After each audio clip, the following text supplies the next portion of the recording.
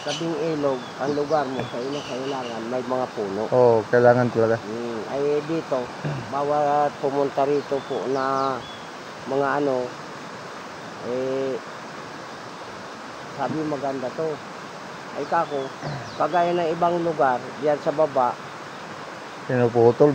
ay yung mga puno na yan doon, wala na yan, inuuling. Oo. Hindi nila alam na, Maski sa mga bundok siguro, dito maraming naguling eh. ay marami po, mahirap naman yung ilihim ko sa inyo. Pero kami nag-uuling yung sa kaingin namin. Oo, sa ingin nyo. Kagaya niyan, Oo, kaingin namin. ay, palay pala yan. Opo.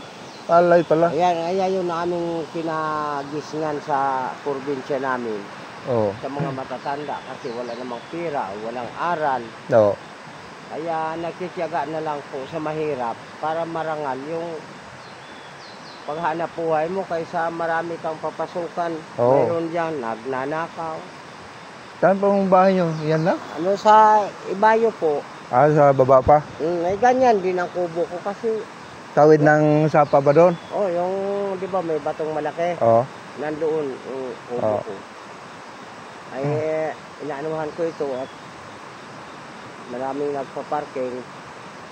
Ay sabi ko, ayaw ko magpa-parking po kasi pag na-disgrasya yung mga gamit nila dito, walang bantay, wala ako, baka magkaroon pa ng problema. Kaya minsan, inaanuhan ko dito. May pabayaran mo. Binabantayan ko. Pabayaran mo rin kasi yung bantay. Ayun, tanong sila sa akin at linagyan ng dumagat ng parking diyan. Oh. Magkano? Ika ko, bahala kayo. Kusang loob niyo ibigay. Kung magkano ba ibigay ninyo? Dapat lang. Ay, 15 naman kako ang nakalagay diyan sa motor. Ba, 50 yata sa jeep. Nung nakadaan pa. Kaya kung kagaya nung isang kahapon, ang dami dito yung Kakapon. nagparking. Ay, sabi ko, hayaan mo dyan.